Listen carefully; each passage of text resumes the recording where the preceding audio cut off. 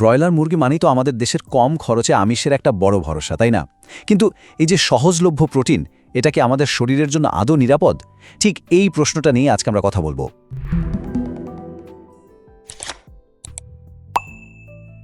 আবার অন্যদিকে কিছু গবেষণা এমন সব তথ্য দিচ্ছে যা শুনলে রীতিমতো ভয় লাগে। তো ব্রয়লার মুরগি কি আসলেই একটা স্বাস্থ্যকর প্রোটিন, নাকি এর পেছনে লুকিয়ে আছে কোনো মারাত্মক বিপদ? চলুন এই বিতর্কের একদম ভেতরে গিয়ে দেখি আসল ঘটনাটা কি। তো চলুন প্রথমে বিতর্কের একটা দিক দেখা যাক, মানে সরকারি ভাষ্যটা কি।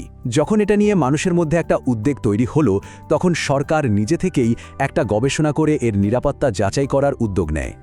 আর সেই গবেষণার পরেই কৃষিমন্ত্রী আব্দুর রাজ্জাক বেশ পরিষ্কার করেই বলেন যে ব্রয়লার মুরগির মাংস মানবদেহের জন্য ক্ষতিকর নয়।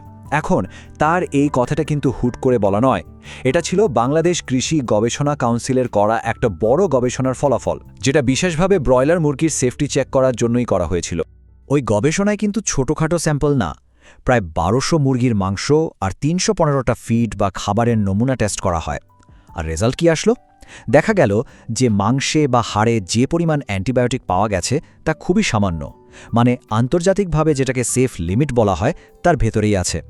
সোজা কথায় সরকারি গবেষণা বলছে ব্রয়লার মুরগি খেতে কোনো সমস্যা নেই, এটা নিরাপদ। আচ্ছা, তাহলে তো সব ঠিকই আছে, তাই না? না, এখানেই গল্পের শেষ না। সরকারি এই আশ্বাসে ঠিক উল্টো একটা চিত্র তুলে ধরেছে আরেকটা গবেষণা, আর সেই চিত্রটা কিন্তু বেশ ভয়ঙ্কর। খুলনা বিশ্ববিদ্যালয়ের একটা গবেষণায় ব্রয়লার মুরগিতে পাওয়া গেছে সীসা, নিকেল, ক্রোমিয়াম আর আর্সেনিকের মতো ভয়ঙ্কর সব ভারী ধাতু। আর পরিমাণটা শুনলে অবাক হতে হয়। বিশ্ব স্বাস্থ্য সংস্থা বা WHO যেটাকে নিরাপদ মাত্রা বলে, তার চেয়েও অনেক অনেক গুণ বেশি। একটা উদাহরণ দেই, প্রতি কেজি মাংসে সীসা থাকার কথা মাত্র 0.1 মিলিগ্রাম, আর পাওয়া গেছে কত জানেন? 18.52 মিলিগ্রাম। চিন্তা করা যায়? প্রশ্ন হল, এই বিষাক্ত ধাতুগুলো মুরগির শরীরে আসছে কোথা থেকে?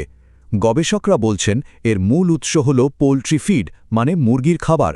আর যেটা ধারণা করা হচ্ছে এবং যেটা আরও ভয়াবহ, তা হল ট্যানারির বিষাক্ত বর্জ্য দিয়ে বানানো খাবারই হয়তো মুরগিকে খাওয়ানো হচ্ছে, আর সেখান থেকেই এই সব ভারী ধাতুগুলো মুরগির শরীরে ঢুকে পড়ছে। তাহলে এর পরের প্রশ্নটা কি? এই যে ভারী ধাতু মেশানো মাংস, এটা খেলে আমাদের শরীরে কি হতে পারে? বিশেষজ্ঞরা কিন্তু মারাত্মক কিছু স্বাস্থ্য ঝুঁকির কথা পরিষ্কারভাবে বলছেন। এর কারণে কোলন বা পাকস্থলীর ক্যান্সারের ঝুঁকি বাড়তে পারে, কিডনি নষ্ট হয়ে যেতে পারে, এমনকি ডায়াবেটিস বা ব্রেনের নানা রকম সমস্যাও হতে পারে। এখানেই শেষ না, এটা প্রজনন ক্ষমতা পর্যন্ত কমিয়ে দিতে পারে। তার ওপর মুরগিতে থাকা ইকলাই ব্যাকটেরিয়ার জন্য ফুড পয়জনিং তো আছেই, সাথে শরীরের রোগ প্রতিরোধ ক্ষমতাও একদম কমে যেতে পারে। ব্যাপারটা কতটা গুরুত্বপূর্ণ সেটা জাতীয় ক্যান্সার গবেষণা ইনস্টিটিউটের পরিচালক অধ্যাপক ডক্টর স্বপন কুমার বন্দ্যোপাধ্যায়ের একটা কথা শুনলেই বোঝা যায়। তিনি সরাসরি বলছেন, দেশে ক্যান্সার রোগীর সংখ্যা বাড়ছে এবং এর অন্যতম প্রধান কারণ হল এ ধরনের ভেজাল খাবার। তার মানে বুঝতেই পারছেন, খাদ্যে ভেজাল আসলে কোনো ছোটোখাটো ব্যাপার নয়, এটা জীবন মরণের প্রশ্ন। এখন এই যে দুই রকম তথ্য আর এত মারাত্মক স্বাস্থ্য ঝুঁকির কথা শুনলাম, এর মধ্যে একজন সাধারণ ক্রেতা হিসেবে আমাদের করণীয়টা কি? আচ্ছা, চলুন দেখি বিশেষজ্ঞরা এই অবস্থায় কি করতে বলছেন। দেখুন, যদি ব্রয়লার মুরগি খেতেই হয় তাহলে কয়েকটা জিনিস মাথায় রাখা খুব জরুরি। প্রথমত, মাংসটা সবসময় খুব ভালোভাবে রান্না করতে হবে, মানে একদম হাই টেম্পারেচারে ভাজা বা সেদ্ধ করা, যাতে কোনো জীবাণু না থাকে। দ্বিতীয়ত, রান্নার আগে ফুটন্ত গরম পানি দিয়ে কাঁচা মাংসটা ধুয়ে নিলে বাইরের ব্যাকটেরিয়া অনেকটা কমে যায়।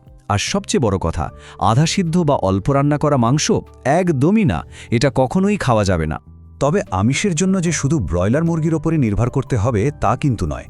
এর কিছু নিরাপদ বিকল্প আছে, যেমন ধরুন দেশি মুরগি, বিভিন্ন রকমের ডাল কিংবা হাঁসের মাংস, এগুলো কিন্তু বেশ ভালো অপশন।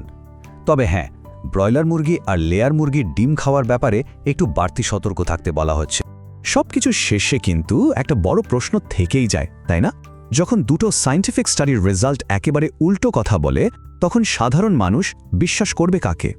আমাদের খাবার যে নিরাপদ, এটা নিশ্চিত করার দায়িত্বটা আসলে কার? এই প্রশ্নটা কিন্তু আমাদের পুরো খাদ্য নিরাপত্তা ব্যবস্থা নিয়ে নতুন করে ভাবায়।